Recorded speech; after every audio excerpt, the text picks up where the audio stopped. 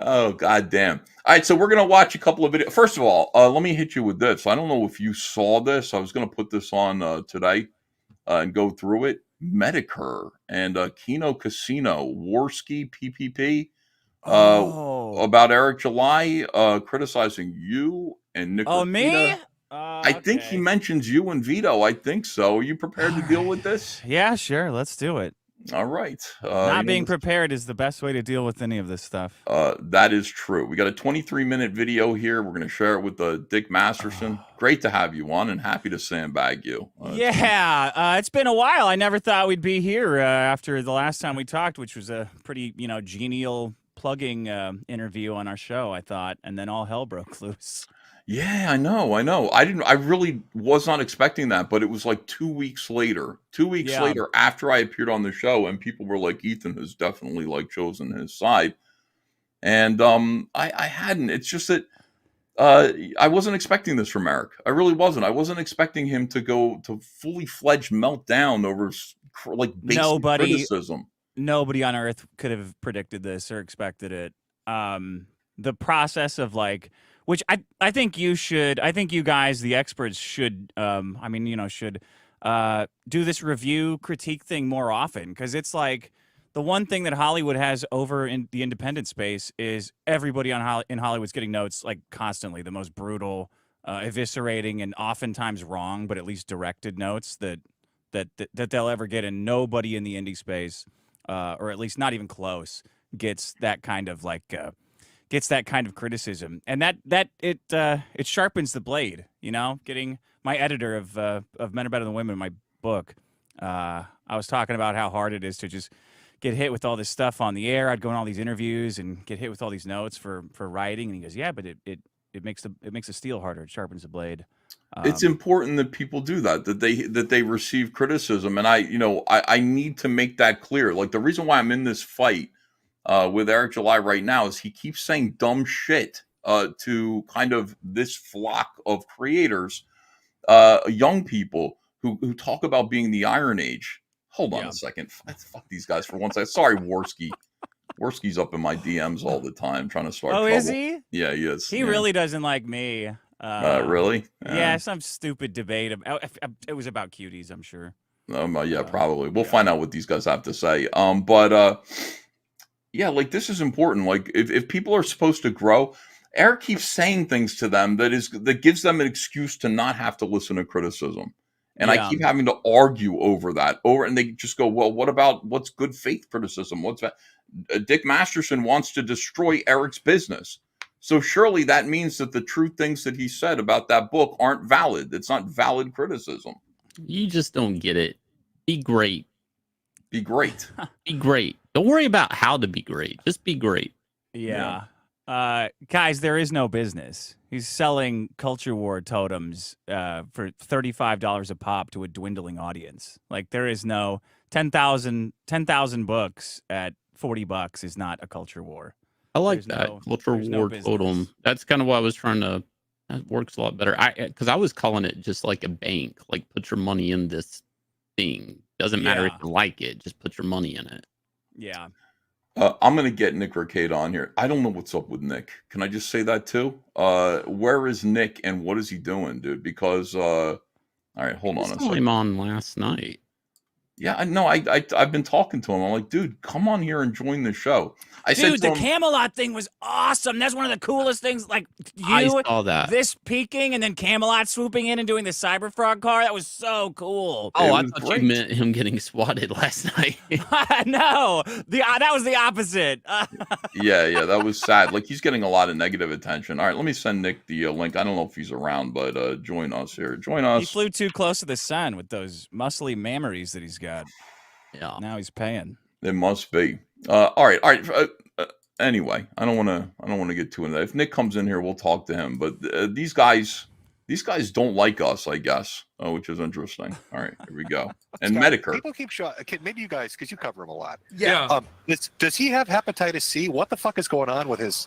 Like, he's like going like yellow spots on his face and gaunt. And his and, hair, like, that looks like hair's falling out. So from what I understand, he's saying that he doesn't eat in a day because he needs to stay thin, he says, So he just drinks a bottle of whiskey a day, and then for food he eats one little packet of Cheetos Crunch, and he has a like small Snickers. Yeah. And that's I don't get This that. guy's He was basically always, like, describing he's always his been own personal Holocaust. Somebody going on a diet. It's like, what I understand is he's not eating for at least 2-3 minutes at a time, and I can't imagine that.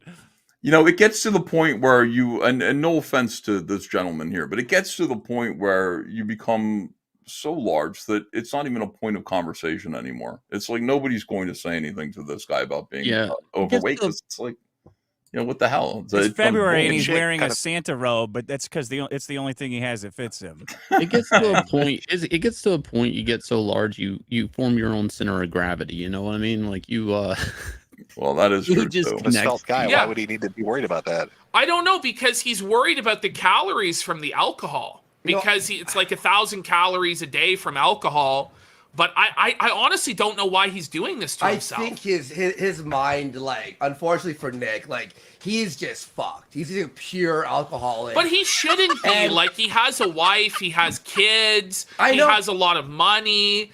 I think that, you know, I've given. Well, I mean, yeah. is it becoming like leaving Las Vegas? Like, I mean, that's what it feels like. Because every time I hear or see about him, he looks like kind of sicker and sicker. And What happened? Like, why did people turn on Nick? He's like the nicest guy in the world. What happened there? I think because he's the nicest guy in the world. That's all it is, right? Yeah, I think that'll get you turned on real quick. Oh shit! All right. Keeps telling me he's like, You're not drinking a shit nice. ton every Big day. I don't bad wanna booty be, daddy. Like, this is pretty like ruthless what I'm about to say about him, but from what I understand is, and this is my analysis of it, he's really resentful of his family, of his wife and children, because he got married young. What and is so he this? never had an opportunity to sow his wild oats and kind of, you know, party and hook up with multiple women. I And gotta so speed he's you up, bro. No midlife offense. crisis now, where he's drinking himself to death because he didn't get to sow his wild oats, and he's just like engaging in weird activity, like going to that swingers resort called Hedonism 2, This is or projection, putting a I sex toy think. on his balls Pretty called the sure. baldo. Yeah. And See, I thought he'd be like, you know, super happy because with the Rittenhouse coverage and everything else, Yeah. like he was one of the top streamers. I'm sure he made hundreds and hundreds of thousands of dollars. Yeah, His initial Rumble contract was probably worth a lot of money. definitely. Like, so you're doing really well financially. Your Yeah. family can enjoy that. You can enjoy that. But he seems just kind of unhappy. It's weird. It's one of those scenarios where it's like victory has defeated you, you know, because he's just bored like with his life. and he PPP feels knows trapped all in about it, and, that. like, I don't Victory know, there's a lot of people defeating that are like this. Like, he was saying his favorite movie was American Beauty because he related to like the main character in that, feeling trapped in that like American suburbia lifestyle. You're and supposed to. that like the reason that he died in that movie or had to die was because he didn't go through with fucking the underage girl. And like when he was talking about American Beauty, it was like really, really, really disturbing. And it was Well, if you like them, American Beauty's a good movie. If you like Yeah. that movie, why isn't he smoking pot instead of drinking that? You know, I don't know. Well, the thing Well, is, too- I said to him, like, well, I said this a while. I was Metokur like, sounds why doesn't he good, just man. Smoke pot, like it's a lot healthier He sounds- for him. He'll live a Metokur lot sounds longer. I'm gonna healthy. say this. Look, You got him sped up. alcohol. If you're an Oh, that's alcoholic, true. which I was out, like I'm 94 days fully sober off every little thing, like cigarettes, 94 alcohol, fucking days. everything. That's like the When I sweet was drinking spot every day, on even if it was only 3 intervention. beers, They relapsed it 100 fucks you days up. later. It adds like depression. It makes you adds anxiety, this, that. And that was just from 3-4 beers a day for like a I few years. think part of it He too drinks with a him. bottle of whiskey a day. I think part of it is a stubbornness as well, because he is like a really smart guy and he doesn't want, you know, other people to tell him what to do. Jesus. So with him, he's like, well, fuck you. You're saying that it's bad for me to drink. Well, I'm going to drink to spite you guys on Kiwi Farms and to spite Josh and to prove you wrong. But sometimes, like, the haters or the people on, like, they're right. Like, and when they're right, they're right. And he really I just agree needs to about stop that. drinking. I think That's is the true. bottom The line. haters are He tried sometimes to right. do it for January, and we were like, oh, he's doing really good. We didn't cover him for like a month. And then what ends up happening is he gets into a hot tub with another couple. So it's Ricada and his wife in a hot tub with a husband and wife, and they're just talking about swinging while getting blackout drunk, and it's all a big joke, but it starts to feel like, is this a joke? Like, what the fuck Yes. is going on, man? Like, the best way to beat the swinging accusations is to basically drunk start and swing? swinging in a hot tub.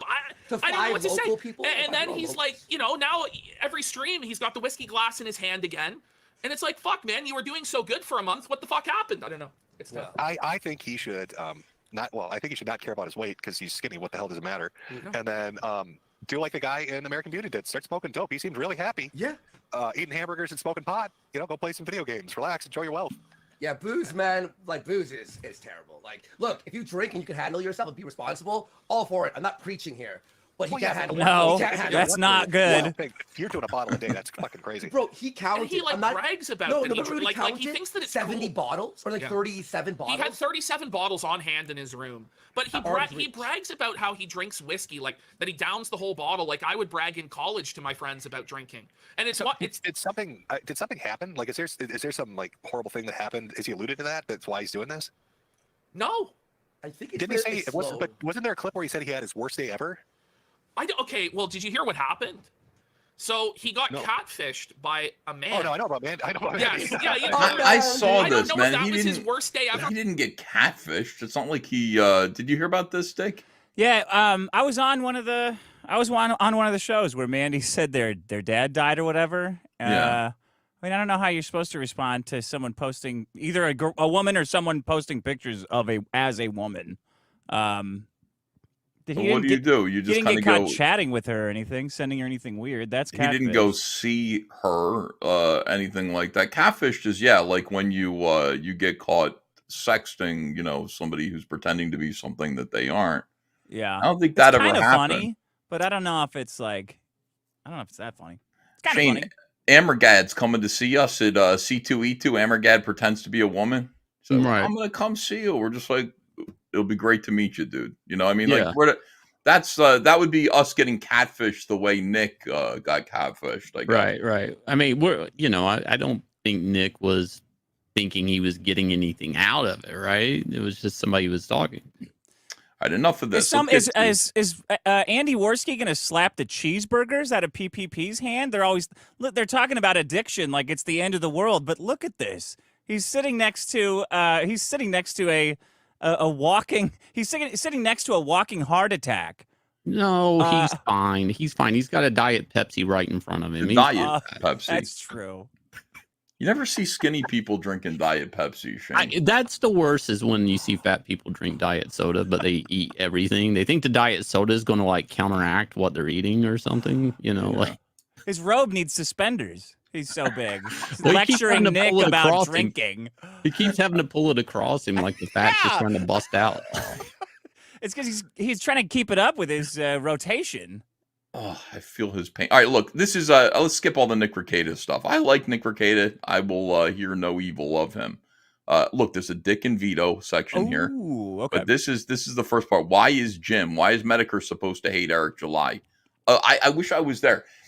Andy, you keep saying you're going to have me on your show. When Metokur comes on the show and goes, why am I supposed to hate Eric July? That's the time. That's when you're supposed to send me the link, pal. You bring me in there. I'll explain it to him so you don't have to go, I don't know. Is he supposed to hate him? Is he No, getting you're not supposed to hate him. You're just supposed to think he's a nitwit. This is like my dad calling me up. Hey, I heard. Hey, there's this guy Eric July. Why am I supposed to hate him? Fuck off, man. I'm working nothing to here. do with you. No, I mean, why is Metokur supposed to hate him? He's not. Metokur has nothing to do with any of this. Yeah, I don't care. Why are independent creators and Comicsgate supposed to kind of be suspicious of him and not listen to him?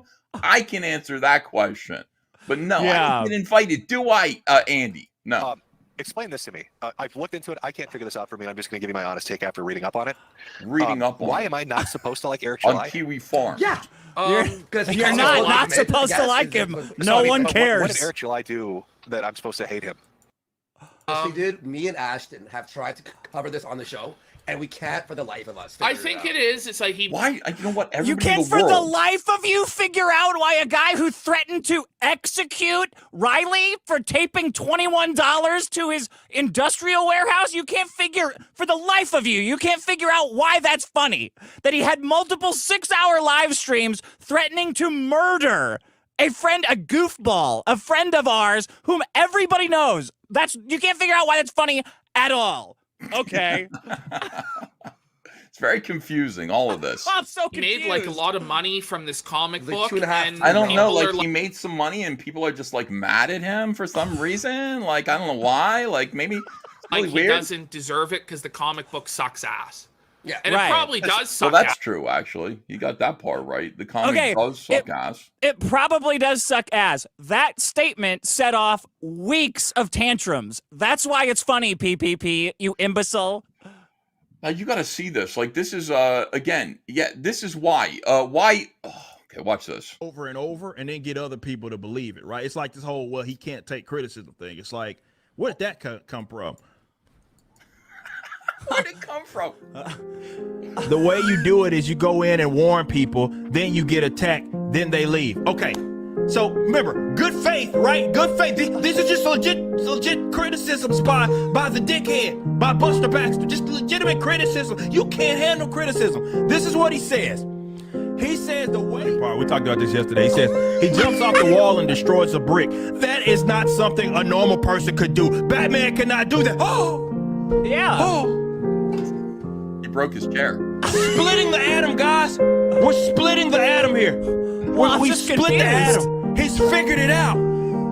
Between maybe a fucking ranch vehicle as well as his own personal vehicle, and the nigga's like, well, those trucks are different colors. I was confused. Like, I don't know if That would be anybody's confusing. ever read a Spider-Man comic and was like, well, I remember seeing a truck in the first two panels. Consider it this. Consider it a critique of your critique. How about this? Your critique was dog shit, and I'm just critiquing your critique. That's weird. That's it.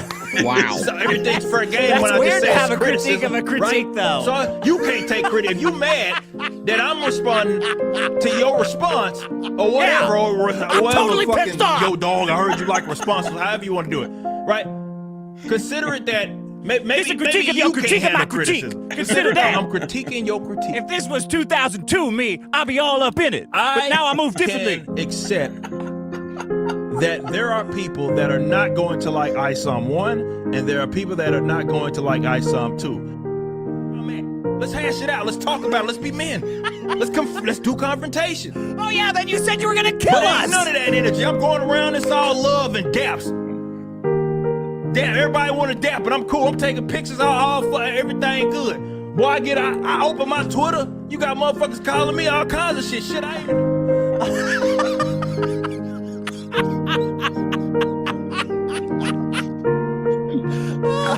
I can accept that. But for some others, they can't. They can't accept that. Well, other people do like it, and that is what makes them fucking mad. So they conflate it, or if anything, maybe it's a projection.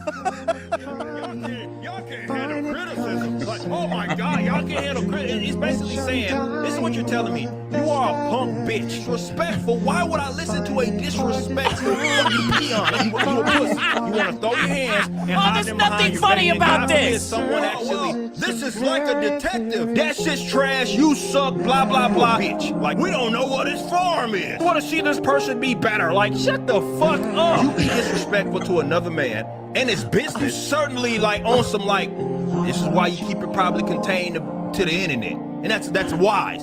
What? So this is why I believe that you should learn economics. If you don't know anything else, learn anything else, you should learn about economics. There you go. Yeah. It'll help you better understand the world, and it also will help you get less frustrated. You know, I want to say something I've never said on air Yeah. about this. So Eric had approached me to work on a comic. I didn't know what it was.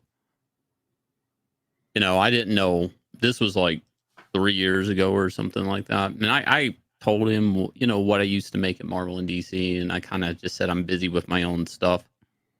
And trying to be nice, I said, but if you want me to look over any roughs, look over the book, or any, you know, I'd help you out.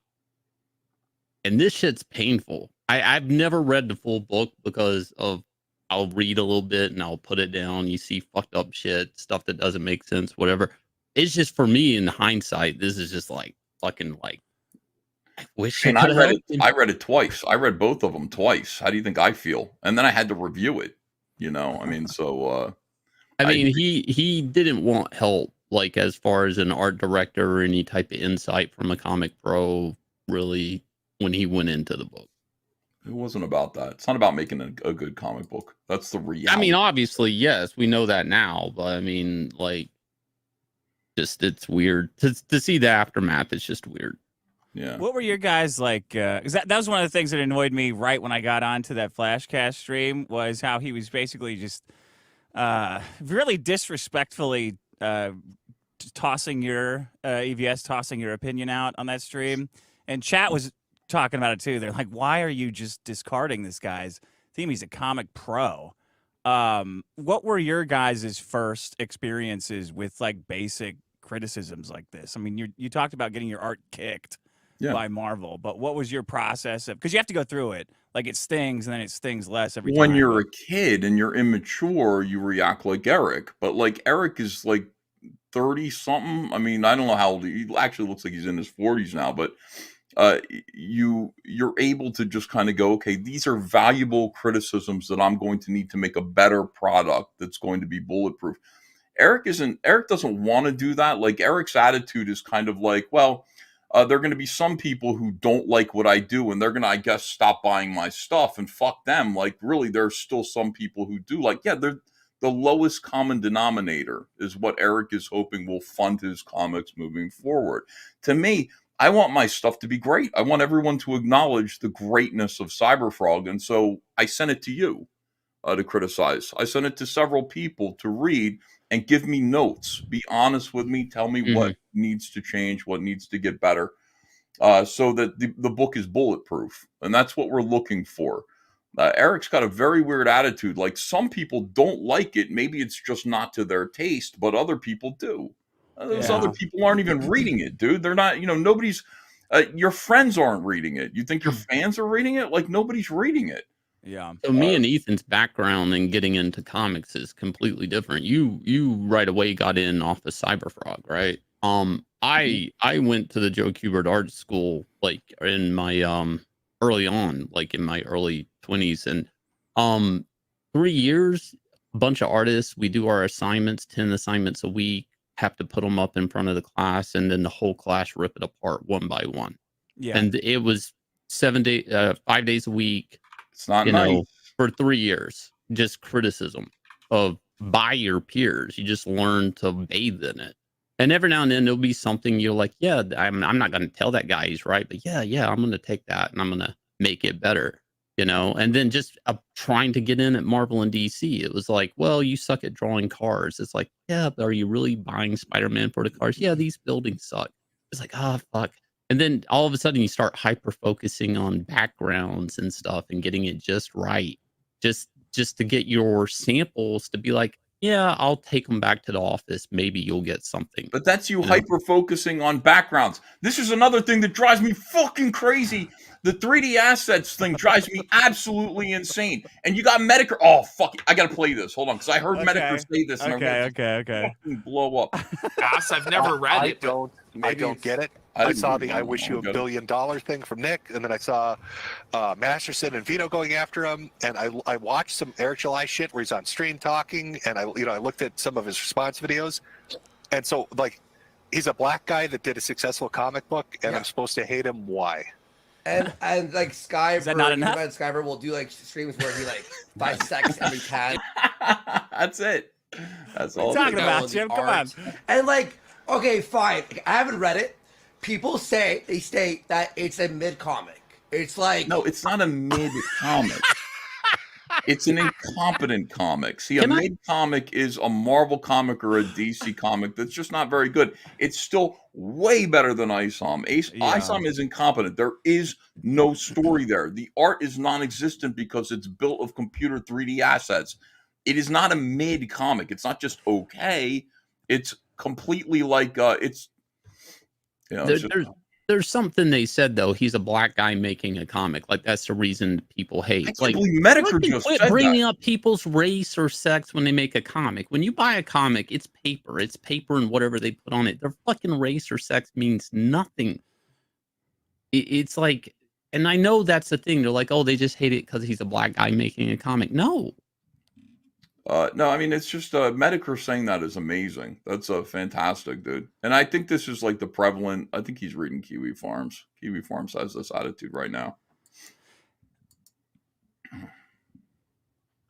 the arts, man. You're talking to a guy who goes on shit like Manga Kakalot and all these other fucking manga sites, and they read manhwa. Do you know how many manhwa and manga artists use fucking assets to build up cities or fucking streets or characters when they're doing a story that's fucking 800 pages? Yeah, it's not 800 pages, Jim. It's 100 pages that he was paid $3.7 million to produce. And no, we don't fucking do that in the United States of America. We don't do that here. If that happens in this culture, in the American culture, American comic books, and people find out about it, you get ridiculed. And these are people who are making $100, $200, $300 a page. This guy had $3.7 million to invest in making a comic book that was meant to topple the mainstream. You understand? Yeah. Stop talking about mediocre product from Japan that you're used to and accustomed to seeing, and how those people over there that get paid 3 cents in a grain of rice a day to draw, that they use 3D assets. Of course they do. Dog shit. But this guy had every opportunity to make the most, and was obligated to make one of the most incredible comic books in the indie comic sphere of the last 20 years. He had the money to do that, and he didn't do it. He phoned it in. It's incompetent. It's trash. The guy who he hired clearly barely even put a pen to paper. Did you see? Just put down like a 3D fucking SketchUp like figure, and then throw a couple of little sketch lines on it for texture. And then even the texture lines were shit. And Jim's like, I don't understand why that's a problem. You don't understand why that's a problem, Jim? It's embarrassing, dude. Because it's horrible. Because it's good. Bad. It's not good. It's, if you could, honestly, you could make, well, okay. So the guy you hired to do Elephant, like, his art is just cut and paste pictures of Isam and Alpha Core with a hilarious script behind it. It's not the cutting and pasting and the 3D assets that's the problem. It's that the product is terrible. And then we say, okay, why is it terrible? It's because there was no artistry put into this at any point. At the script level, at the artistry level, at the layout level, which you went through. Like, at no point was any work put into this. That's why it's a problem. That's why we're harping on the 3D stuff. Because you can say, look, there's a guy floating on a couch. That's why. It's totally lifeless. You had you made every promise. Every promise was made to this audience who invested way too much money. $35 for a comic book is a lot. It's way too much. $35 that they invested into this comic book, and nobody even tried. Nobody tried to make something good. I'm going to go on a limb and say whatever manga he's talking about that uses 3D assets, it doesn't look like a 3D asset. Like, or they made the 3D assets for that manga. Yeah, yeah. So that they're trying to make it look like it's drawn. Like, Isam, it literally looked like, let me just paste it in and color it. You know, there was no drawing done on top of it. All right, hold on a second. Metokur, come on my show. It's been a while since I've spoken to you. Come on my show. We'll talk this out. So, like, that doesn't, I don't give a shit about that. I've heard that as a criticism, like, oh, he used assets. Well, video game developers use fucking assets too. What, like, you have to read it. Yeah. I play shit with the asset flips that you're like, whatever. Well, there was this whole thing with the church that was suing him because they were named Isam as well. That was funny, I have to admit. And then we were supposed to. And by the way, yeah, the church sued him, and then he for like something that was so big. Here's the thing that people forget. When Isam first came out, when it was first announced, I mean, everybody said, why is it called Isam? And so everybody did Google searches on Isam. And you know what came up? The ministry. Yeah. The church. And everybody said, oh, he's got a cross on his belt. This must be a collaboration with that ministry. That's the whole thing. And everybody was saying that. And then, believe it or not, the ministry kind of was like, I think people are under the same impression. They do Google searches under their own name all the time. Isam, what is this? What the hell is this? Following him, watching him. He's very public. He's very vocal. He's calling people the N-word. He's using the F-word. He's using the Lord's name in vain. He's hiring Satanists. He's hiring the Piss Sisters. I mean, there's some irony in this, right? Yes! Like the church has an issue, and then he's hiring the Saska sisters. And after saying we're good Christian men and everything. Yeah. Anyway, like, of Christians. course. Meanwhile, here's the incest sisters. Right. So meanwhile, like, you know, of course they're following him, and they're getting ready. They're preparing a suit, and he flips that around. This is another reason why maybe, I'm not saying you should hate Eric July, but if you want to hate Eric July, this might be a good reason to do that. he took the opportunity of his lawsuit, his perfectly, like that was on its way, no matter what, that was going to happen. He took that opportunity to use that against his critics. He blamed you and Veto for that. And he said he had proof. He said he had proof that you guys, he had receipts that he never showed. He used weasel words, so he didn't use your name. He said that fat guy, and then you know, Buster Baxter. So he didn't ever have to say, he didn't ever have to stand behind his words. He just turned his fans against his critics. Well, he turns these celebrities against us too. Like the quartering looked like a total fucking idiot with his anything you need, Eric. Like, dude, you made all these e-celebs who are treating you with kids' gloves and want to bite onto your cloud and want to like support this parallel economy. You made them all look really fucking stupid. I think he knows it now too. I think he does too. I actually understand them though. Like, here's a guy that's a YouTuber that basically just made millions of dollars off a bad comic. Well, we want that to work because we can make a bad comic and make millions of dollars. So support Eric. I mean, it makes sense, like why a lot of people support him. Well, I mean, I supported him because it's like, well, I told my dad read it and he said, "This is shit, son." I said, "Dad, this needs to work because this is more audience coming into the independent comic scene. You know, we want to, sure, they're going to start out with his book, but we want them to kind of churn around and then come to Comicsgate. We want more people buying indie comics." So initially I was supportive, but this poison about his behavior and his not being able to accept criticism, pushing back against his critics, and then telling me that I needed to fall into line or else there would be consequences. Was too much. It was just too much. I had to get away from him. It was really important that I did, and that's how Trashcast was born. All right, back to Metokur. Oh yeah, go ahead. To jump on the side of this church that was suing him or something. Well, they settled that. Right? Yeah, the church was like, yeah, it's completely two different things. We're fine. No, that's not what happened. That's not what happened. Come on. What the fuck kind of stupid comment is that? The church said, "Oh, it's two different things. We're fine." Whoops, never mind. We just burned 30 grand for no reason. RB. That's what happened, Jim? Is that really what you fucking think? The church met with him and said, "We don't want to hurt you, but we're going to have to make it clear that you do not infringe on our trademark." And they've made him do things. They've made him add a little tagline separating themselves from his stupid comic and his behavior. And we don't know fully yet. We're going to see Isam #3. I think they might have enforced when he talks about Isam, it has to be I and then lowercase SOM. It used to be all caps. Which ended up looking like the church, the ministry. We're going to see whatever it is, but they're making him make some changes.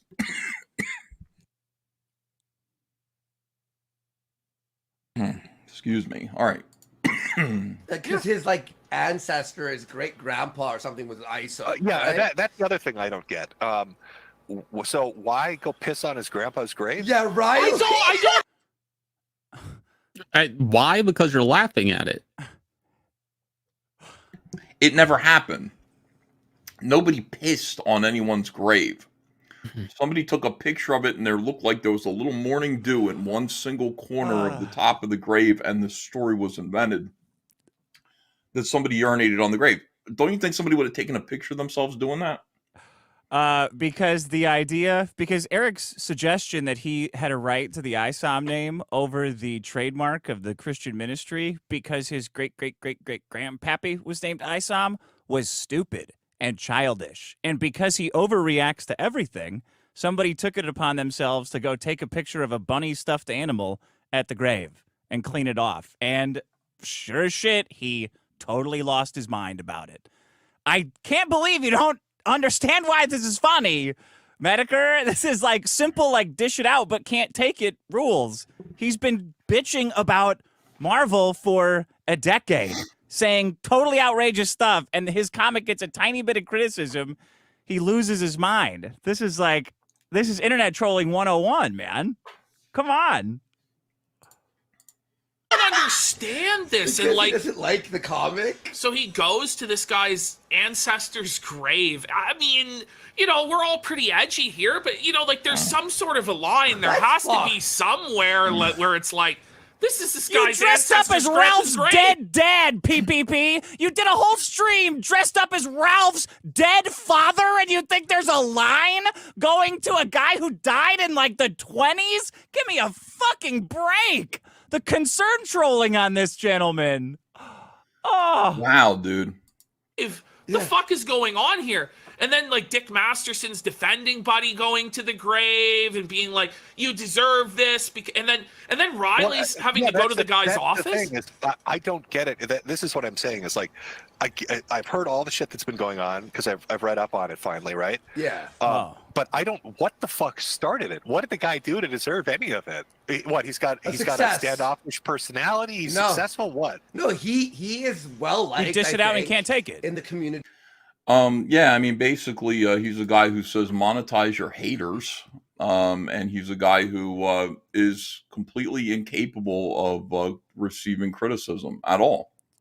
That's how all of this started. Was, you know, look, he made a lot of grandiose claims about what his book was going to be, and when he received one single fraction of the criticism that he's built his career dishing out, he melted down into several amusing waves.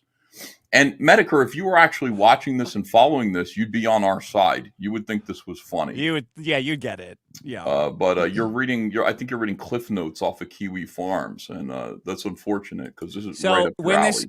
When this started, when Veto first started talking about doing Super Killer, and I think Tony from Hack the Movies, another guy, called in and was busting his balls. That's when I learned about Eric July, because I think I asked him, like, well, who's the most successful? If you're doing a comic, who's the most successful, like, indie comic there is? And he said Eric July, and he started saying, like, the comic's not any good, like all the basic stuff that now is all out there. And Veto didn't want people to look at Isam and think that's what indie comics were, because it's not any good, and then they'll get a bad taste in their mouth about indie comics. When he said that on our show, I, myself, and the rest of the audience just ripped on him for being jealous for like a year. Like, we were gaslighting him, saying that it's obvious he's just jealous of a black guy, and like he's just racist. Like his comic will never do any. He'll never be any good. He's no good. Yeah, it's because we all kind of knew that. Like, he's probably right, but this is funnier because this will make him like react and get more and more angry.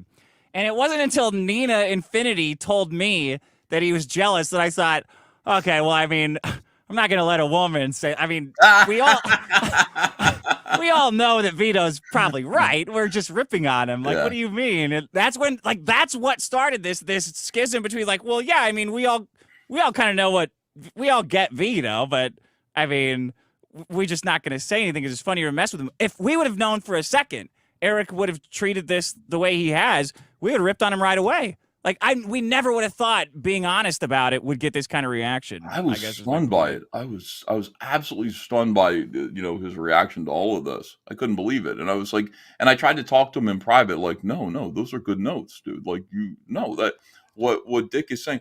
No, they're not good notes. He's retarded. Is what I got in response to that. I'm like, that is a dead end, dude.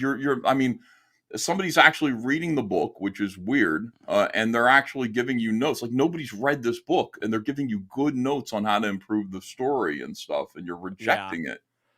I'm not used to that. I'm not used to that. I'm sorry. That's when I kind of fell off the train a little bit there. So there, and he, like, I guess, was super successful, and then... I mean, I think it drives engagement. I think there was a lot of engagement because he has a lot of fans that get pissed off when you criticize him, so they're, like, engagement farming these people. Let me put it this way. Okay, my wife is massively racist. Way more than I am. Let's go. Like, crazy racist. Felt it, it's, right. And, JK. Okay. She read up on this, too.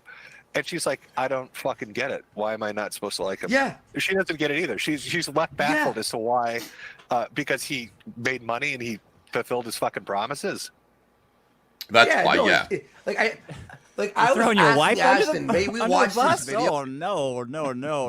Hey, honey, come down. I'm in an argument online, honey. Can you tell me if this is funny? Check Twitter for honey, baby. What do you think? This? Should I be arguing with this guy? You don't know. We watched the thing 10 minutes. I'm like, why do we hate Eric? And I don't get it. And then Ashton was like, I think he's black and successful, I guess. And I don't even think it's that, though, to be honest. I think it's just easy drama for these people. I just don't know how it even starts. You guys had a whole episode on Ralph eating a sandwich. What the fuck are you talking about? Easy drama. Oh my God. Oh, everybody shut it down. It's not funny. None of this is funny. A multi-millionaire threatening to shoot Riley for taping money to his door. That's not funny at all. So wait a second. Yeah, that happened after. So first was the Flashcast, wasn't it? Flashcast happened first, and then he shut down Riley. Yeah. He kind of melted down from there. Like, Riley was just a guy who, Eric said, if you want to talk shit to me, you want to criticize me, then why don't you pull up? Which was a threat. I mean, that we looked it up. That means, come and fight me.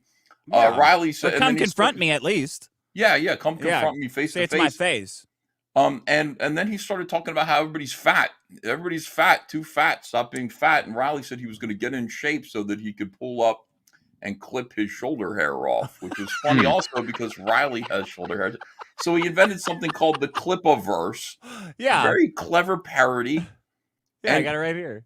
Eric July shut him down. He shut down. He flagged him. He flagged him. Flagged him. Which again, Metokur. Do you remember?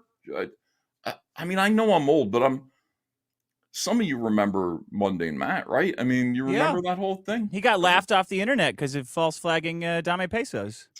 So, right. So that's what he did. And he basically took this guy down. So Riley shows up at his warehouse. He's driving around. He finds his warehouse and he goes and tapes Super Chat money after Eric July ignored his Super Chats on the internet.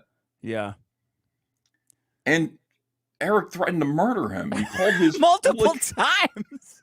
He called the police and then said, I'm going to murder him, and then insisted on going on Nick Rekieta's show to describe this bizarre private public industrial park center with 6 driveways and 20 gates and snipers and security, and then concluded that interview by confessing to charity fraud, which was baffling, against the advice of an attorney. Right. Oh, it was great. Metokur, come on this show. What are you doing? I Laughter's just the best have never medicine. been that invested in it. And so, I haven't looked into it. Chat said he started flagging. Is that what started this? Did Yes. I mean, I wouldn't be surprised if that was the case, but I haven't heard that. Many people. Well, that's the thing. Nobody lays it out, right? This is always a problem. I come across it and I hear all this crazy shit about pissing on gravestones and going after the guy, and then but nobody is oh, this is why it started. So okay, so Metokur's willing to listen. He hasn't made up his mind. Thank God. Yeah, he's like nobody's laying it out. See, as soon as he hears from the chat that somebody flagged, that Eric flagged somebody, he knows the flagging is a red flag. That's right. Was he flagging people? Is that what started it, or is that just bullshit? Frantically looking up. I mean, come on, guys. The thing is, though, give me the research. Everybody involved in this, I think, is flagging and doing bullshit. Wrong. Because unfortunately, why do you make that shit up? PPP. You don't know what you're talking about. Nobody's flagging anybody here on this side. Nobody at all. Eric is. Eric and his crew are flagging their critics. And DMCA striking businesses and things that are just parodying him.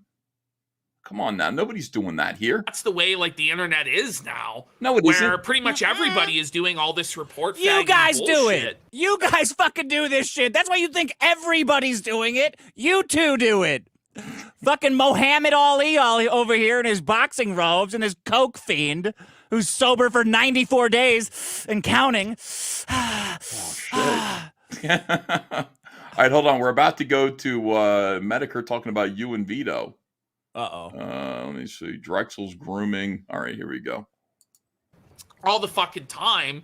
Dick Masterson is one that's guilty of it as well. Yeah. When he did the campaign against Pod Awful's Patreon. No. Veto's always going for people to make his platform. Well, Veto, yes. Now, Veto made a big mistake by going after, it was a joke, but trying to get YouTube's attention over yeah, that was bad. Alex Jones' appearance. I read him the riot act every week for like 3 weeks. I don't know what more you can do with that guy. I think he learned his lesson. I fucking hope so. The other guy that they're talking about that they always blame me for made a fake Patreon of a comedian who worked for my show and then was harvesting the names of people who subscribed to it.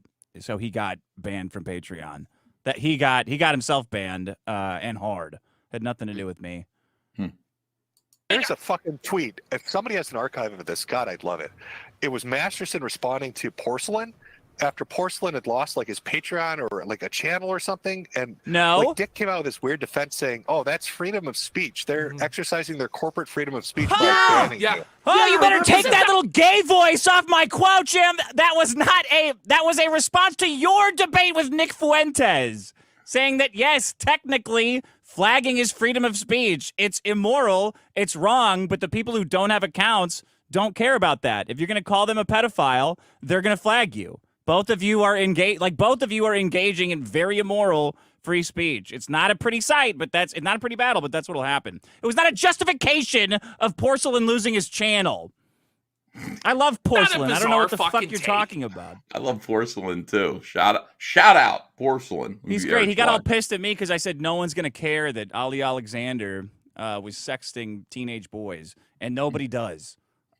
That's my fault. Oh, and then also speaking about Dick Masterson and Veto, who Veto also. Well, Veto's the biggest snitch of all time. So if it's that Eric July was flagging, like, holy shit. Yeah, fucking when I went to my fight to fight Salt Poppy, fucking Veto found an old video of when someone on my show was saying the N-word and I was laughing, and he added KSI, all the journalists that were in London all week, and we had journalists come up to us at the event and ask us about this shit. Vito's a piece of shit. You fucking liar! The only thing you got asked at that fight is your brain still intact, Worski? Are you okay to walk home after getting your ass kicked in 12 seconds? You didn't get asked by any fucking journalist about the N-word.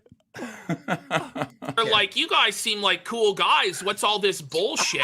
And we're like, well, this is Veto the pedophile, and they're like, oh, we understand. Yeah. So like it's. I don't know. The other thing I found a little weird. It's not gonna make me any friends. But the other thing I found a little weird. Eric July delivered on his product. Veto hasn't done his comic yet. I know.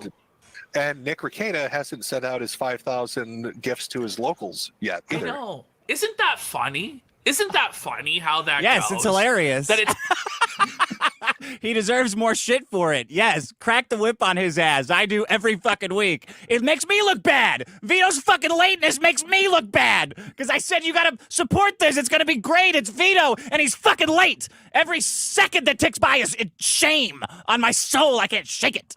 He can't help it. He's just the writer, man. Listen, I read the book. I read Super Killer. It's great. It really is fucking good. Problem is, he's stuck with an artist, and we artists take time. Like you write a book all day long, getting it drawn is a whole different situation, especially when you've hired an artist and it's not you that's doing it. So it's not Vito's fault. Like Vito's just sitting there waiting for this guy to get off his ass and finish the book, but. He sent me over everything. He laid the whole book out himself. So I read like half of it's finished with the artist when I read it. And then the other half of it was him hand drawing little stick figures and everything with the word balloons in there. So I effectively read the whole thing. And it's really good. So, I mean, I got to say that. It's actually good. I was hoping it wasn't good, but it was really good. So what are you going to do? Wait for quality. It's always like, oh, you're not fulfilling this or this or this. And then when it's their time to deliver a product, they fuck it up way worse. And then, no accountability on that. I'm just saying, anyone really even cares Coach about Redhill got out Wilshire Boulevard. He got those draft copies out. He did get those draft copies out. We need Wilshire Boulevard. Joey's King tour for 5. Hey, Jim, since you just jaded me on your Ralph stream, I'll ask again. What do you think of Drexel bragging about being a child groomer? All right, I don't want to get into Drexel here. Drexel's not a part of this show. These guys are calling everyone groomers and pedophiles, and they're shocked when their own quotes of the N-word get sent to journalists. Is that the level that they're at? I can't believe this pedophile sent these things to this journal. Is he really a pedophile? No. It's just something we say, you know, because we don't like him. Thank you for watching this clip by Colonel J. This is the King of Bull here. Remember to like and subscribe. Juice!